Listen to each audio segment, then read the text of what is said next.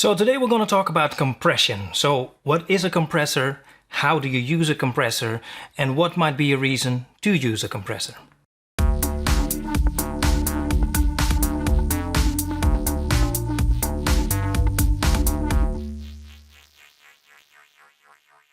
Okay, compression. So what is a compressor? Well, let's first take a look at this. Now what we're looking at now is obviously some kind of volume level meter. You might have recognized it already. Apparently there is some audio playing somewhere, and this is the visual representation of the volume levels of that audio playing. Now as you can see, there's quite a bit of dynamics going on, so there are some quieter parts, there are some louder parts, and that's what this is. So what does a compressor do? Well, anytime that the volume exceeds a certain volume level, which you determine, the compressor will bring down the volume by a certain amount, which you determine. So that is basically what a compressor does. And how it works is this.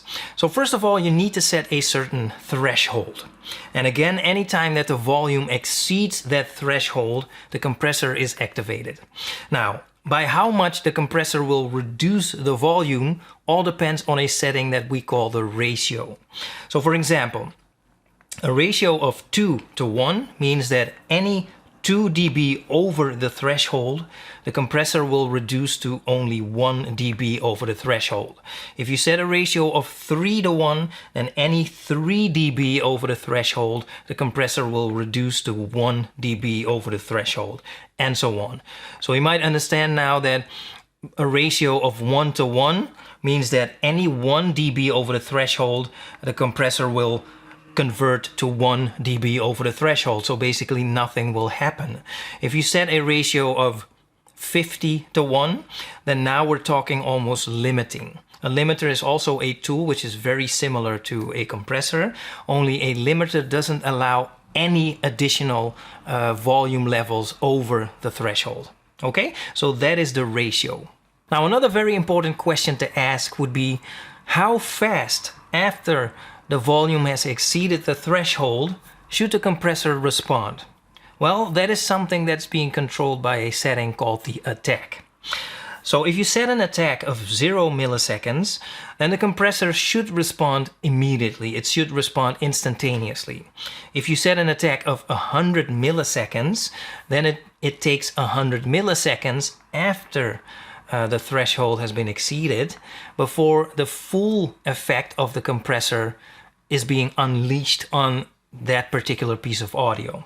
Okay, now one setting which is very closely linked to that is the release.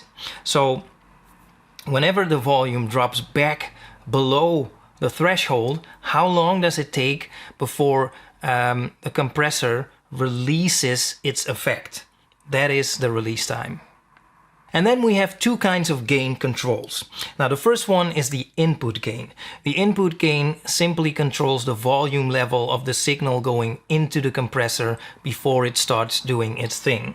And that might be very useful for well, let's say that you have some quieter parts in the audio. You can bring up the overall level. If you bring up the overall level and then let the compressor bring down the loudest parts, it will have a kind of compressing effect, hence the name compressor. Okay, now then we have the output gain, also referred to as the makeup gain, because, well, let's say for example that you have a track within a mix, and in and of itself it has a pretty good overall volume level, but you still want to apply some compression to it. Well, the nature of a compressor is to bring down the volume, which means that at the end you will have a compressed file, but the overall volume will be brought down, and that's something you might not want. Well, you can use the makeup gain to bring back the volume in par with the original signal, and that way you have a compressed file with the correct volume within the mix. Now let's take a look at a practical example. So what we're looking at here in the light blue or green or turquoise or whatever it is an audio file. Now one thing you might notice immediately just by looking at it is that this part right here seems to be quite a bit more intense, a bit louder than the rest. And you can also hear it, so let's take a listen. And I'm grateful for you all. At some point I sing the word for, and you can clearly hear that it's quite a bit louder than the rest. Listen to it again. And I'm grateful for you all. Now, to be honest, we're listening to it in solo. Now, the only context that really matters is how does it sound in the mix. So let's listen to it in the mix and let's see if it's still an issue. So let's unsolo and let's go. And I'm grateful for you all. Well, the answer is clearly yes. It might even be worse. Listen to it again. And I'm grateful for you all. Yeah. So it really jumps out and not in a really pleasant way. So what can we do about this? Well, one thing we could do about this is to use automation. So we could isolate this part right here and then bring down the volume a little bit so it matches the rest of the track. Technically speaking, that might even be the best way of tackling this issue. However, it's very tedious and it takes a long time.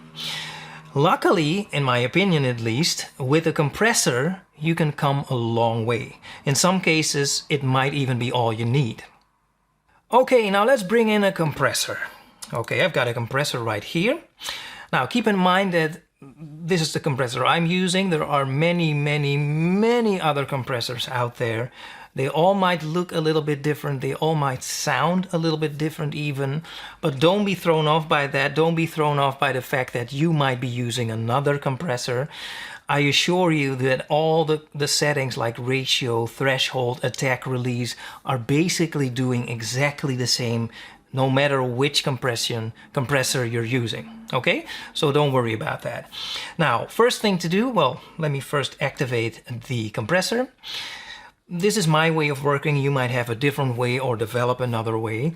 I start in this case with a ratio. My gut feeling says that 3:1 might be a good place to start, okay? The attack time, I think that 10 milliseconds also might be a good starting point. What I'm going to do now is set the threshold.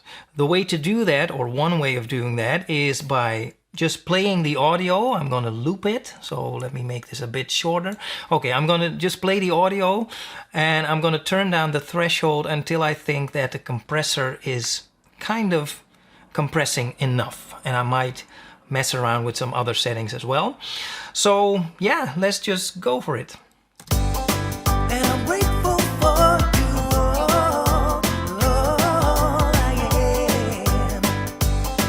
And I'm grateful for you all, I am.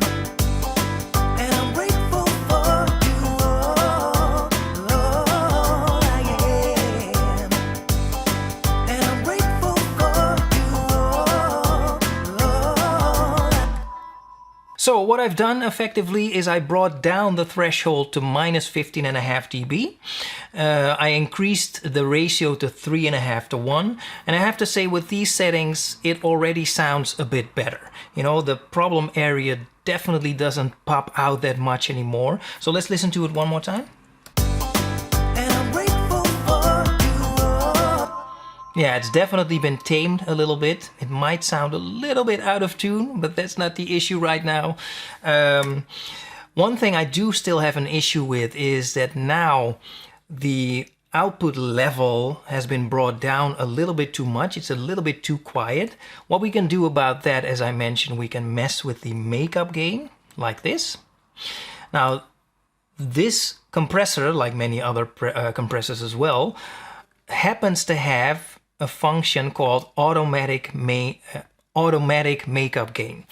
If I engage this, what it will do, it will match the output level to the input level. So it will automatically adjust the makeup gain for you, which is a very handy tool to have, but don't trust it blindly.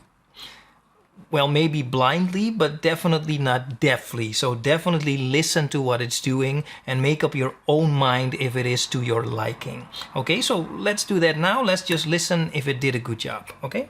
And I'm grateful for you. I think I want to bring down the threshold a little bit more. Now let's listen again. And I'm grateful for you. Yeah, well, it sounds a bit better. I think I could tweak it a little bit more, but it's definitely an improvement. Now let's A/B this. So what I'm going to do now is I'm going to bypass the compressor and I'm going to loop this. I'm going to play this, and the second time around I will engage the compressor so you can hear the difference. Okay, let's go.